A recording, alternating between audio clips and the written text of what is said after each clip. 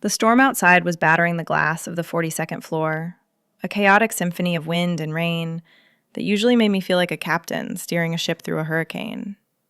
But inside my office, the silence was heavy, almost physical.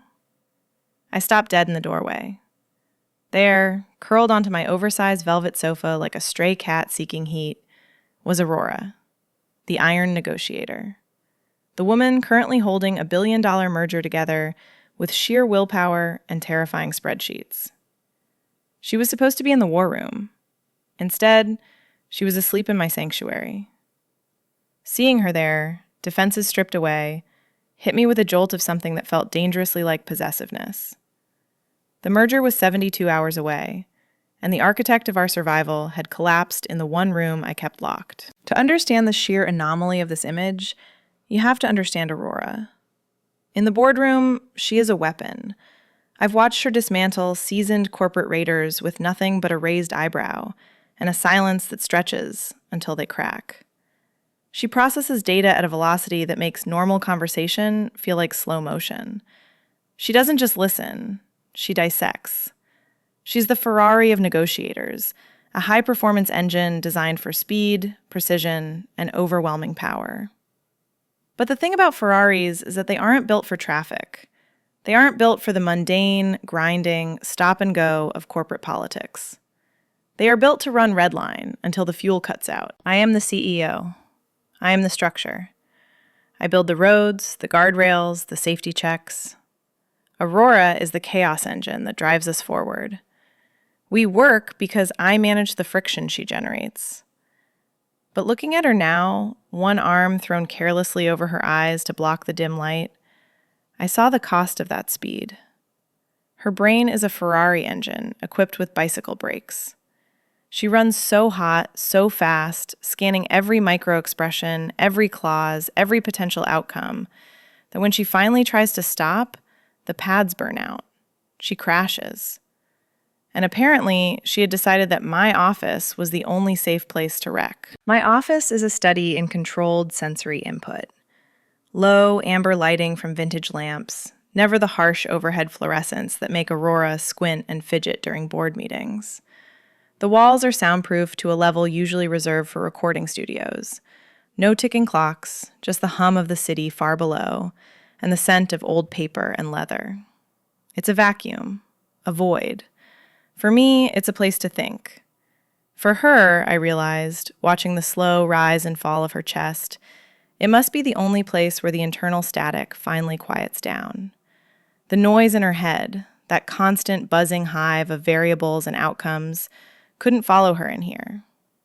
The environment I curated for my own peace had inadvertently become the only off switch for her overactive neurology. I walked closer, my heels sinking into the thick carpet, silencing my approach. She looked younger like this.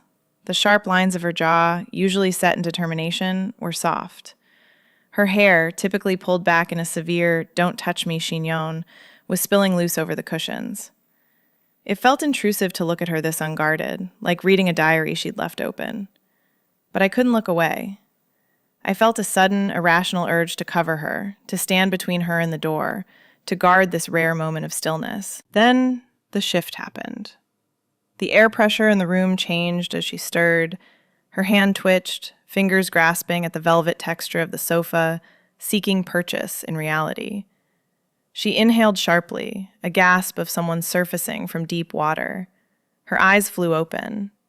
For a split second, there was no recognition, just raw, dilated vulnerability. She looked at me, and I saw the confusion, the haze of a brain trying to reboot its operating system.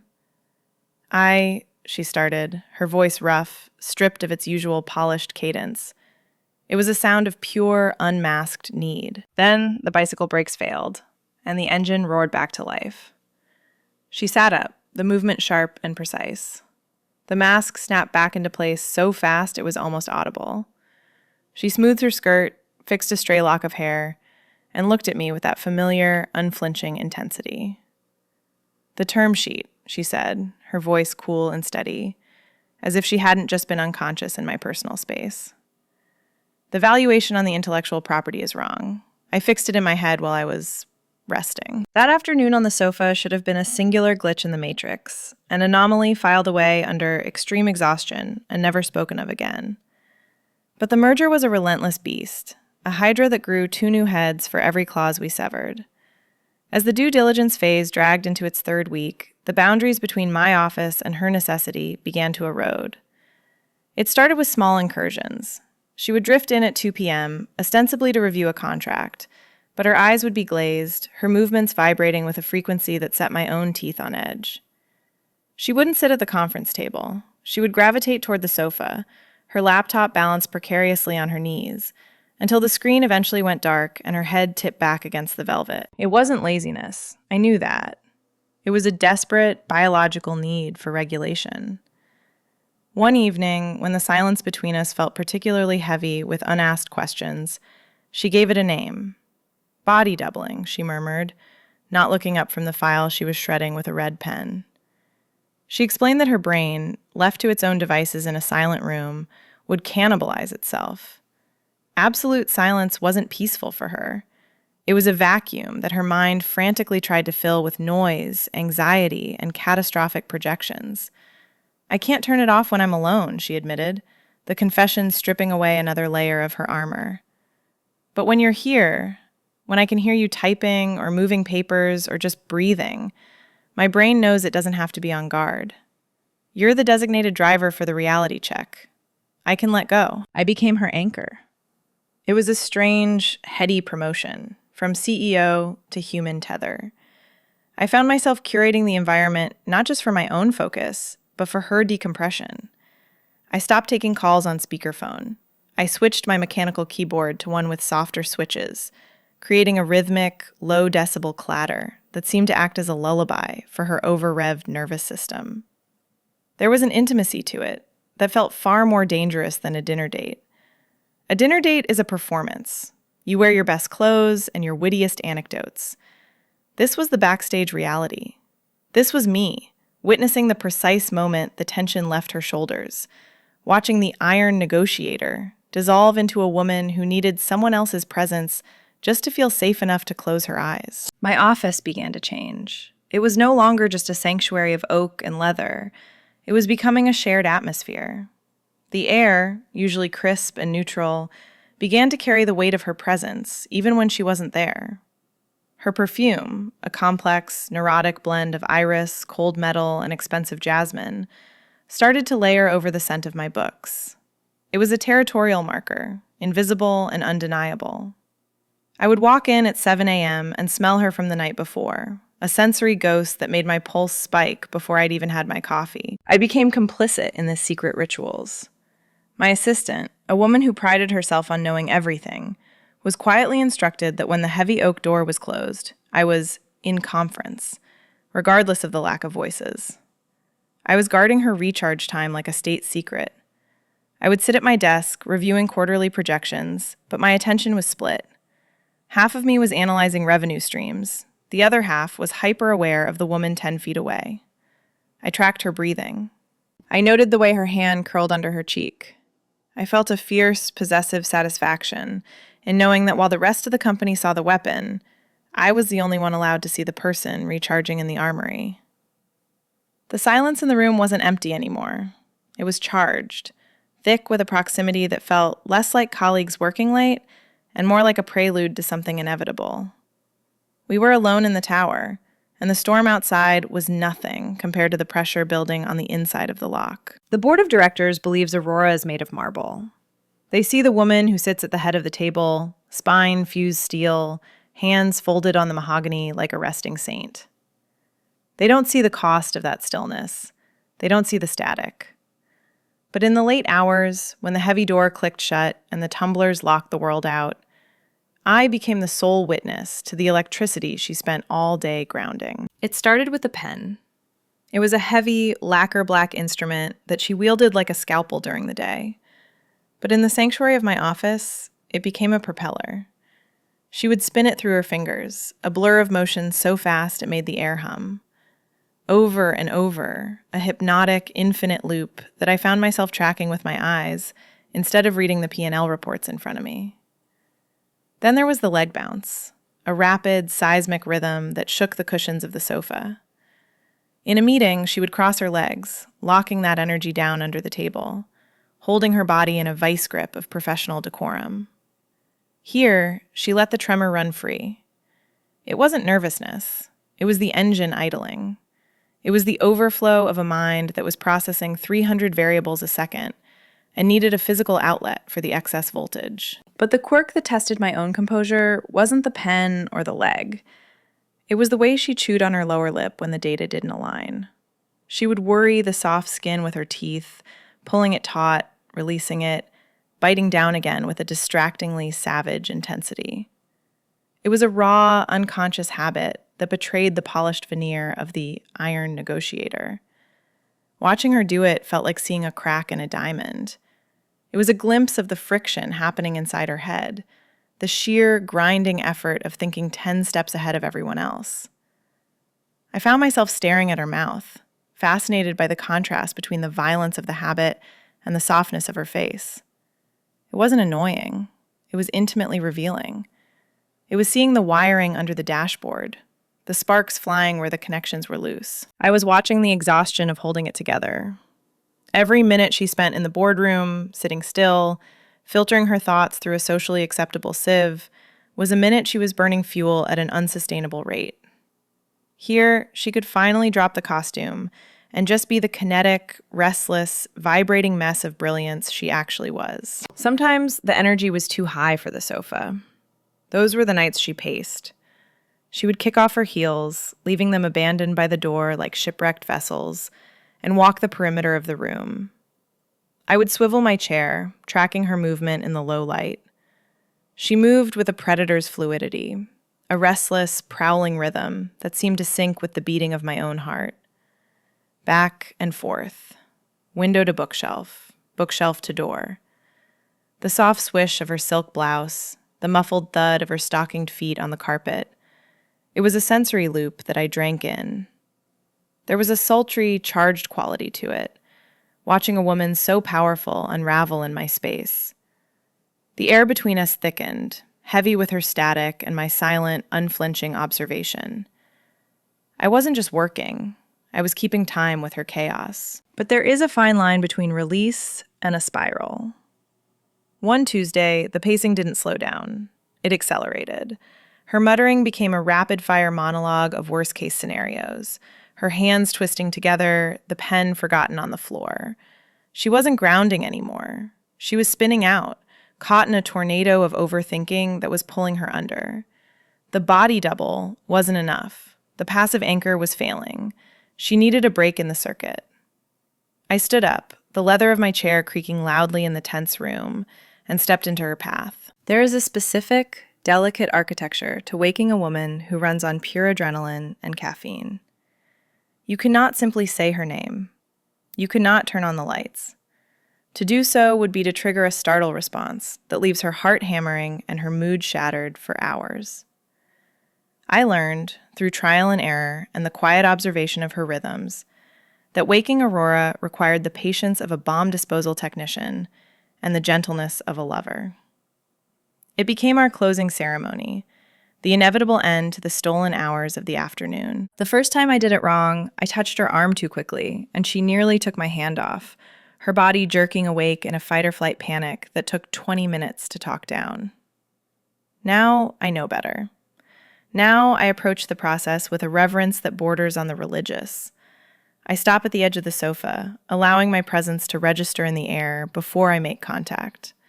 I let the scent of my coffee, the shift in the room's gravity, reach her subconscious first. I crouch down. This is important. I have to be on her level, not looming over her like a threat. The office is usually steeped in twilight by this point, the amber lamps casting long, soft shadows that hide the sharp edges of the reality waiting outside. I watch her for a moment, the sleep inertia holding her heavy and deep.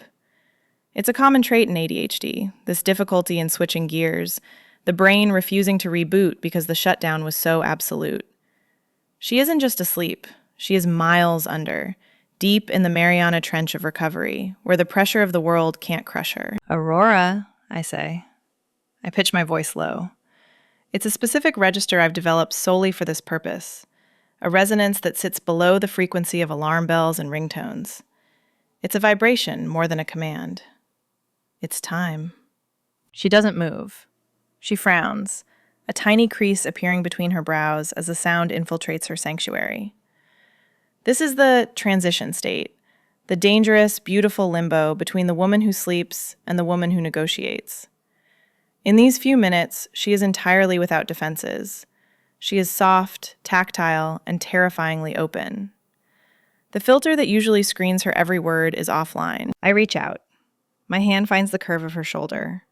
The silk of her blouse is cool, slippery against my palm, but the skin underneath is radiating heat. It's a shock every time, the sheer warmth of her life force burning under the cool professional exterior. I am supposed to shake her gently. I am supposed to be the CEO waking her subordinate for a meeting. Instead, my hand stays. I let the weight of it settle, grounding her, tethering her drifting consciousness back to the room. I feel the precise rhythm of her breathing under my fingers, the slow expansion of her ribcage. It is an intimacy that supersedes any contract we have signed. She sighs, a long, unraveling sound that vibrates through her body and into my hand. Her eyes open, but they don't focus. They are dark, blown wide, seeing things I can't. She blinks, slow and languid, fighting the gravity of the sleep. "Don't," she murmurs, her voice thick, slurred with exhaustion. She turns her face into the velvet cushion, hiding from the light, hiding from the demand to be on.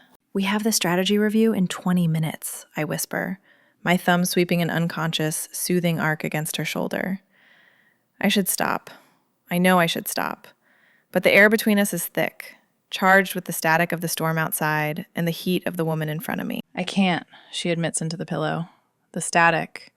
It's too loud out there." "I know." She rolls onto her back, looking up at me. The mask is still on the floor. "Why is it quiet here?" she asks, the question genuine, stripped of rhetoric. "Even when you talk, why doesn't it hurt?" I freeze. My hand is still on her shoulder, my thumb resting near the pulse point of her neck. "What do you mean?" "Everyone else is noise," she whispers, her gaze tracing the line of my jaw. "It's all interference, high-pitched, scrambled. But you..." She closes her eyes again, leaning imperceptibly into my touch. "Your voice cuts through the white noise. It's the only frequency that makes the static stop. It's the only thing I can hear clearly." The confession hangs in the air, heavy and absolute. She isn't talking about acoustics. She is talking about safety. She is telling me that in a world that constantly assaulted her senses, I am the signal. I am the clarity. The realization hit me with the force of a physical blow. I wasn't just a place to nap. I was the regulator. I stayed there, crouched in the dim light, my hand on her shoulder, for a beat too long. The silence stretched, turning from comforting to something tighter, something that pulled at the center of my chest. I wanted to lean in. I wanted to see if the quiet extended to the space between our mouths. Then, the world broke in. My phone, left on the desk, vibrated with the violent, jarring buzz of a priority alert.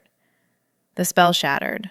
Aurora flinched, her eyes snapping open, the softness vanishing instantly as the adrenaline spiked. The transition state evaporated. The haze cleared instantly, replaced by the metallic edge of the negotiator. "Opposing counsel," she said, sitting up before I could even withdraw my hand. Her voice was suddenly crisp, the slur gone, replaced by the metallic edge of the negotiator. They filed an injunction. She stood up, smoothing her skirt, the armor clicking back into place. But for a second, before she turned to face the war, she looked at me, and I knew she could still feel the ghost of my hand on her shoulder. The injunction wasn't just a legal maneuver. It was a labyrinth designed to induce madness. A 300-page document dropped on our table at 6 p.m., filled with conflicting clauses and recursive logic traps. In the main conference room, the war room, as we affectionately called the fluorescent-lit hellscape, the team was buzzing. Lawyers were shouting over speakerphones, their voices overlapping in a cacophony of jargon. Analysts were frantically modeling scenarios on the whiteboard, markers squeaking against the surface. But Aurora was silent. I watched her from the head of the table. She was staring at the dual monitors, her eyes darting back and forth with a terrifying, erratic speed. Her hand was on the mouse, but the cursor wasn't moving. She was clicking. Click, click, click. A rapid staccato rhythm that had nothing to do with navigating the screen and everything to do with a nervous system that had just hit a wall. This wasn't the silence of the predator. It was the silence of the prey, realizing there is no exit. I saw the crash happen in real time. It's what the clinical books call executive dysfunction, or paralysis of choice. But those words are too sterile for the violence of the experience. It's the moment the Ferrari engine floods. Every single clause in that document was screaming for her attention simultaneously. She couldn't prioritize. She couldn't filter. The complexity had triggered a dopamine crash so severe she was physically vibrating with anxiety. She looked pale, her skin taking on the translucence of skim milk, her breathing shallow and rapid. She was drowning in data. "Aurora?" the general counsel asked, leaning in, his voice sharp. "We need a decision on the jurisdiction clause. Now." She didn't answer. She couldn't. Her mouth opened, but the words were stuck in the traffic jam in her throat. She looked at me, and the panic in her eyes was absolute. It was a look of total, devastating overwhelm. "Help me." I stood up. The chair scraped loudly against the floor, cutting through the chatter. "Everyone out," I said. My voice wasn't loud, but it had the absolute granite weight of the CEO. "But the deadline," the lead attorney started, gesturing at the clock. "I said out," I cut him off, not looking away from Aurora. "Take the team to the annex. Give us 10 minutes. They scrambled. The room cleared in seconds, leaving behind the smell of stale coffee and fear. As the door clicked shut, the silence rushed back in. But it didn't help. The damage was done. Aurora was shaking now, her hands hovering over the keyboard, fingers trembling uncontrollably. "I can't see the pattern," she whispered, her voice cracking. "It's just noise. It's all just noise. I don't know where to start. I don't know which thread to pull." "You don't have to start," I said, moving to her side. I reached out and firmly closed the laptop. The screen went black. The source of the noise was gone. She stared at the blank lid, blinking as if I'd just turned off the sun. "You have to breathe," I corrected. I took her arm. Not a gentle touch this time, but a grounding grip on her elbow. I pulled her up. She was unsteady, her equilibrium shot by the sensory overload.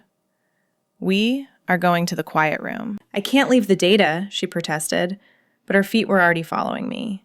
She was seeking the regulator. I guided her down the hall. We walked past the glass walls where the team watched, confused, but I didn't care. I ushered her into my office and locked the door. The sound of the lock engaging was the loudest thing in the world. I didn't turn on the overheads. I left the room in the blue-gray twilight of the storm outside. I led her, not to the desk, but to the center of the room, away from all screens, all paper, all demands. "Sit," I ordered, pointing to the velvet sofa. She collapsed onto it. She didn't recline.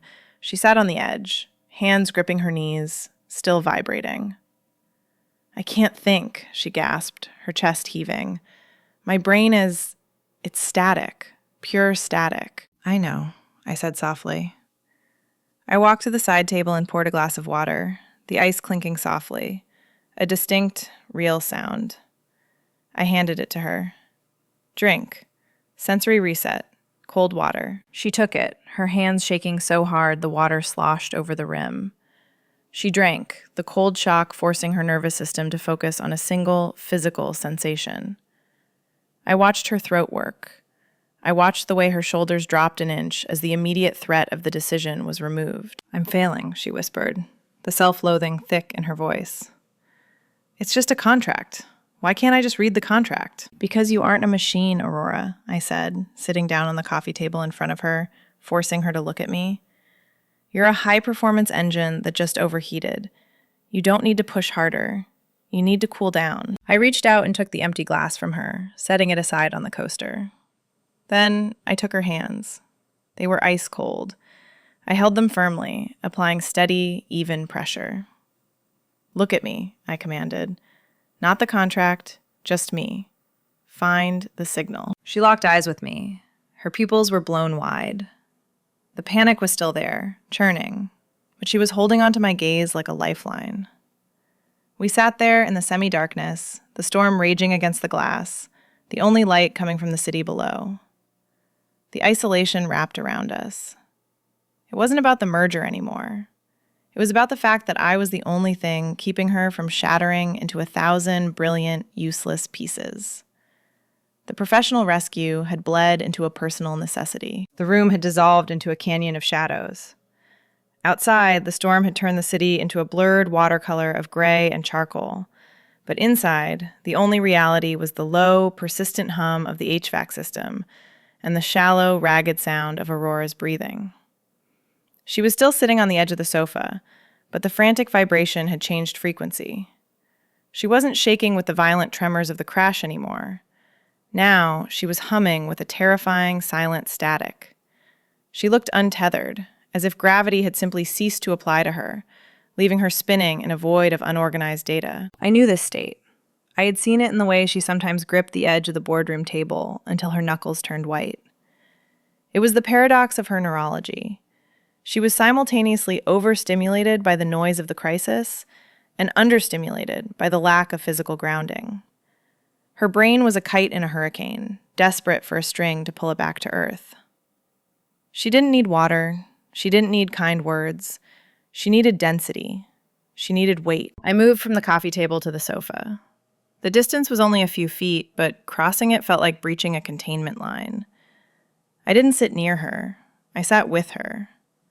I pressed my thigh against hers, a deliberate, solid line of contact. She didn't flinch. She leaned into the touch immediately, seeking the friction. "Aurora," I said, my voice dropping to that low, resonant register that seemed to be the only thing she could hear. "I'm going to hold you. You need the pressure." She didn't argue. She didn't have the bandwidth for social niceties or professional boundaries. She just nodded, a jerky, broken movement. I reached out and wrapped my arm around her shoulders. It wasn't a tentative embrace. It was an architectural decision. I pulled her in, collapsing the space between us until her side was flush against my chest. I used my other hand to cover hers where they were clenched in her lap, pressing down hard. I became a human-weighted blanket. I applied steady, unyielding force, using the solidity of my own frame to counter the chaos in hers. I could feel the precise moment her nervous system registered the intervention. It started in her shoulders. The rigid tension, hard as stone, began to fracture. Then her breathing changed.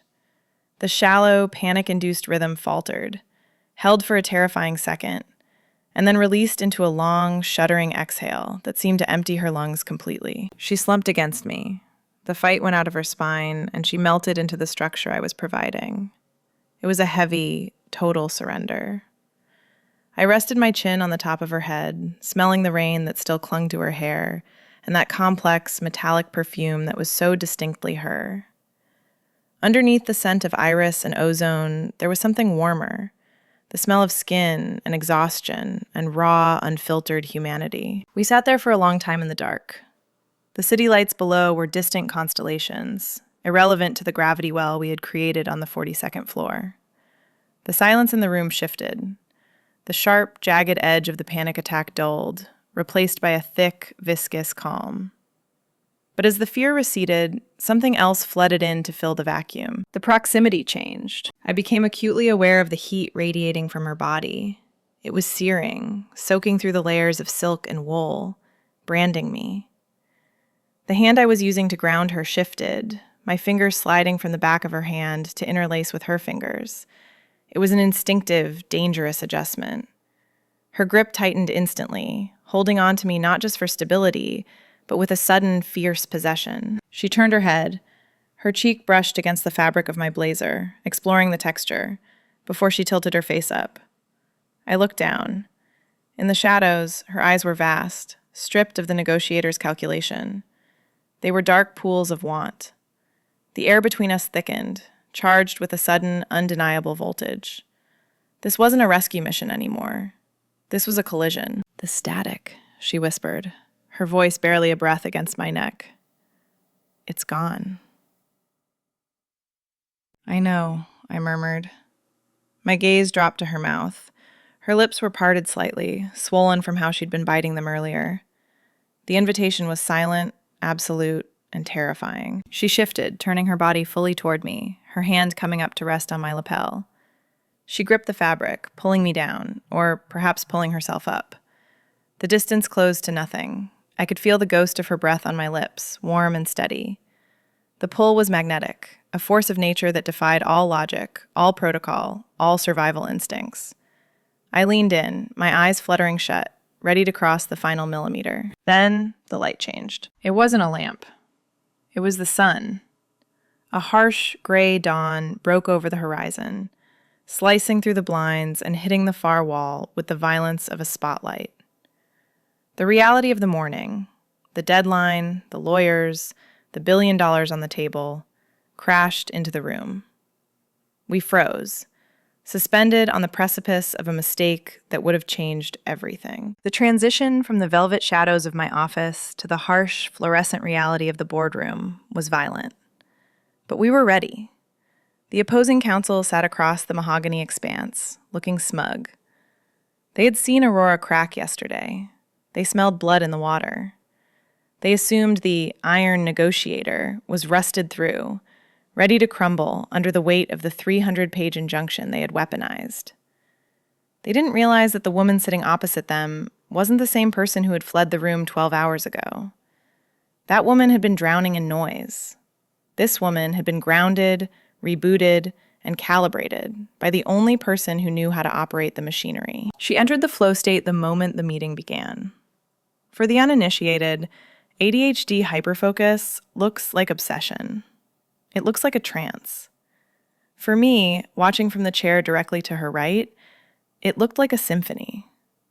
The rest of the world, the ticking of the clock, the shuffling of papers, the nervous coughs of the junior associates, ceased to exist for her.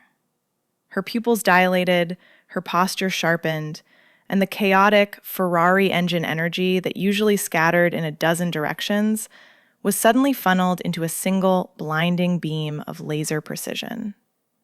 She wasn't fighting the static anymore. She was the signal. I became her external cortex. I was the conductor of this terrifying orchestra. We had spent the night in the dark, syncing our rhythms, and now, in the light, that intimacy transformed into a lethal efficiency. We didn't need to speak. The body double dynamic had evolved into a telepathic waltz. I managed the environment so she could manage the kill. When the lead attorney launched into a monologue about liability caps, trying to bury a poison pill clause in a mountain of verbiage, I saw Aurora's hands start to drift toward her hair, a tell that she was getting bored, that her mind was speeding up too fast to listen. I didn't say a word. I simply shifted in my chair, the leather creaking softly, and tapped my pen once against the table. A sharp, singular click. Her hand dropped instantly. She didn't look at me, but I saw the corner of her mouth tighten. She had received the data.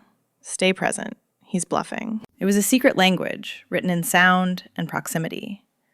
When I pushed a glass of water toward her, it was a signal to pause and let the silence stretch, to make them sweat. When I leaned forward, invading her personal space by an inch, it was the green light to attack. We were a two-headed hydra, moving with a synchronized intelligence that was terrifying to behold. The opposing team was fighting a negotiation. We were performing a duet. I watched her work with a deep, proprietary awe. I saw the disorder that the world called a liability channeled into a superpower. Her brain made connections that linear thinkers couldn't see. She pulled a precedent from a 1998 merger case that everyone else had forgotten, weaving it into a trap so elegant that the opposing counsel walked right into it before they realized the floor was gone. She was manic, yes. She was running on fumes and adrenaline. But she was brilliant. And she was doing it because I was there, holding the walls of reality steady so she could tear the roof off. The climax came at 11:42 a.m. The final hurdle was a dispute over intellectual property valuation, the very thing that had caused the crash. The room was tense, the air thick with the smell of stale coffee and desperation. Aurora looked at the spreadsheet. Yesterday, it had been a wall of noise. Today, fueled by the pressure of my arm against hers and the lingering memory of the quiet room, it was a map. "The valuation is correct," she said, her voice dropping to that low, dangerous register. "But your math on the amortization is flawed. You're assuming a linear depreciation. We aren't linear." She looked at me then. It was a split-second glance, but it held the weight of the entire night. It was the look of a woman who knows she is safe. I nodded, a microscopic dip of my chin. "Go." She decimated them. She dismantled their argument with a surgical brutality that left the room stunned. She closed the merger not with a shout, but with a whisper, sliding the final contract across the table with a hand that was perfectly, terrifyingly steady. The adrenaline of the win hit us both at the same time. As the signatures were inked, a rush of dopamine flooded the space between us, sharper than any drug. It mixed with the secret, heavy intimacy of the night before, creating a cocktail that made my head spin. We had won. We had survived the storm. The deal was signed, the billions were secured, and the sudden silence that followed wasn't the heavy, suffocating silence of a crash. It was the ringing, deafening silence of a bomb that had just gone off, leaving us the only ones standing in the crater. The silence that followed the signing wasn't the triumphant quiet of a victory lap.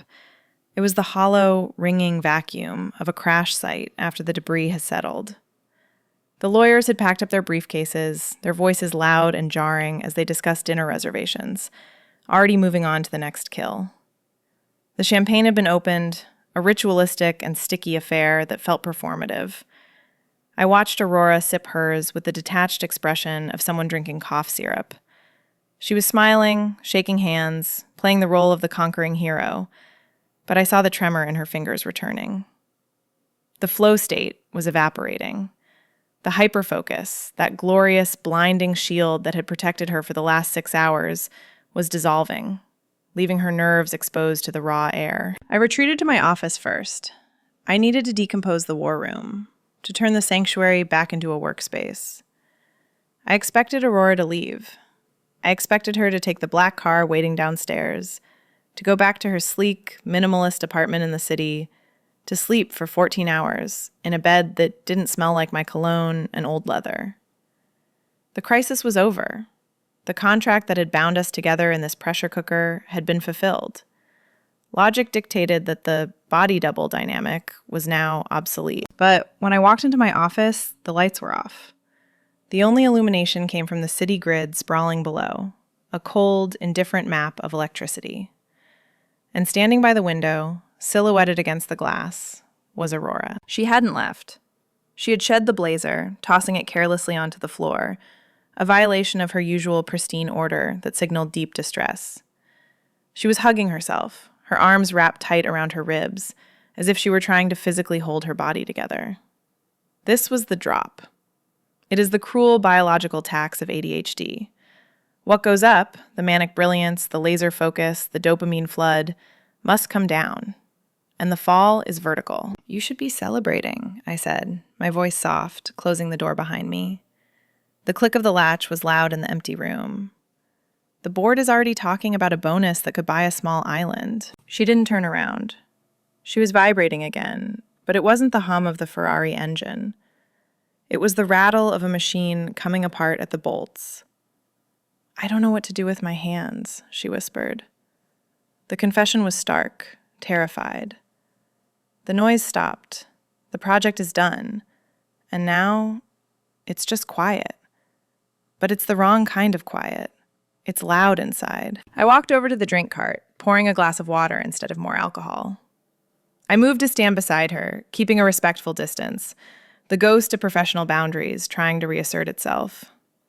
"It's the adrenaline dump, Aurora. Your brain is looking for the next crisis, and there isn't one.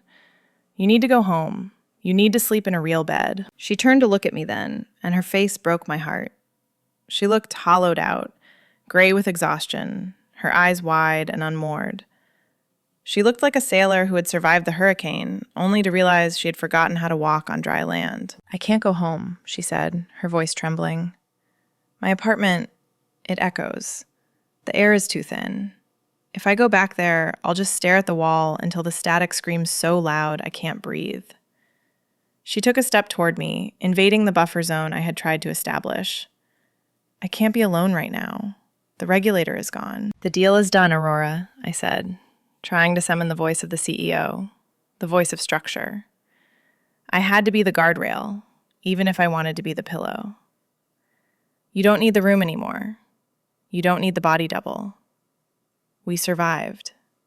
You're safe." "I'm not safe," she countered, the desperation sharpening her tone. She reached out, her hand hovering in the space between us, trembling. "I'm drifting. I have no gravity. The room... I thought it was the room. I thought it was the soundproofing and the amber lights and the lack of clocks." "It is the room," I insisted, though my own resolve was crumbling under the weight of her gaze. "It's the environment. You said it yourself. It's the only place you can let go." "No," she breathed, shaking her head slowly. She took another step, closing the distance until I could feel the heat radiating from her skin, a fever of need. "I tried to simulate it at home. I bought the same lamps. I bought a white noise machine. It didn't work. The static was still there." She looked up at me, and the vulnerability was flayed open, raw and bleeding. "I don't need the office, Elena. I don't need the leather chair or the view of the skyline. You're not listening to the data." "I'm listening," I whispered, my heart hammering a traitorous rhythm against my ribs. "What is the data telling you?" "That I can't regulate alone," she admitted, the words falling like stones between us. "And that the silence only works when you are the one holding it." That admission was the final signature on a contract we hadn't realized we were drafting. The air between us, usually filled with the frantic energy of deadlines and legal strategies, suddenly stilled. It was a terrifying clarity. Aurora, the woman who treated emotions like unnecessary overhead, had just handed me the keys to her internal architecture. She wasn't asking for a raise or a promotion. She was asking for a permanent tether. "You're asking for a significant commitment," I said, my voice steady, though my pulse was hammering a frantic rhythm against my collarbone. "Being the regulator, that's a 24-hour position. No time off for good behavior." "I've run the risk assessment," she countered, taking another step. She was close enough now that I could see the gold flecks in her irises, usually hidden behind the glare of boardroom lights. "The cost of operating without you is too high. The static, it's inefficient. It consumes too much processing power just to exist. With you, the signal-to-noise ratio is perfect." She was negotiating a romance with the vocabulary of a merger. And God help me, it was the most seductive thing I had ever heard. It was honest. It stripped away the messy, ambiguous language of dating and replaced it with raw, functional need. She didn't just want me, she required me. "So," I whispered, holding my ground even as every instinct screamed at me to close the gap. "What are the terms?" She reached out then, her hand trembling slightly before it landed on my waist. The touch was heavy, grounding. "Exclusive rights," she murmured, her gaze dropping to my mouth. "Indefinite tenure. Access to the quiet room whenever the world gets too loud. And," she paused, her thumb tracing the fabric of my shirt, feeling the heat of my skin underneath. "Full integration of assets." "And what do I get?" I asked, though I already knew the answer. "You get the Ferrari," she said, a ghost of a smile touching her lips. "You get the engine. You get the chaos and the brilliance and the loyalty of someone who will burn the world down before she lets anyone touch you. You get to be the only person who knows how to drive." "Deal," I breathed. She didn't hesitate. She closed the final inch, and the kiss wasn't tentative. It was a collision of precision and desperate relief. It tasted like champagne and exhaustion, like the release of a breath held for 3 weeks. There was a specific texture to it, unflinching and deliberate. For a woman who spent her life analyzing specific outcomes, this wasn't an experiment. It was a confirmation. I felt the tension leave her body in a physical wave. The rigid posture of the chief negotiator dissolved against me. Her hands moved from my waist to tangle in my hair, pulling me closer, deepening the contact until we were a single fused entity in the center of the dark office. The static she talked about, I felt it shut off. The hum of anxiety that always vibrated under her skin went silent. In the circle of my arms, she was finally completely still. We didn't make it to the door. We didn't make it to the car. We stumbled backward to the velvet sofa, the site of the original breach. I sat down, pulling her with me, and she curled into my lap with the fluidity of water finding its level. There was no awkwardness, no question of where limbs should go. She tucked her head into the crook of my neck, her breathing syncing instantly with mine. "Quiet," she whispered against my skin, the words slurring into sleep almost immediately. "I've got you," I promised, wrapping my arms around her, creating the deep pressure she craved. I'm the anchor. She was asleep in minutes. Not the fitful, light sleep of a nap, but the heavy, comatose slumber of the truly safe. I sat there in the dark, watching the city lights play across the walls, feeling the weight of the iron negotiator resting entirely on me. The merger was done. The war was over. But looking at the woman in my arms, I knew the real work was just beginning. We had built a sanctuary out of silence and shadows, and for the first time in my life, the office didn't feel like a place of business. It felt like the only place on earth that made sense. We stopped calling it body doubling and started calling it what it was, a merger of nervous systems. The office is no longer just a workspace. It is the sanctuary where her chaos finds my order and where the static finally clears for both of us. If you understand the desperate need for a human anchor in a loud world, subscribe for more stories. The door is locked, but we are just getting started.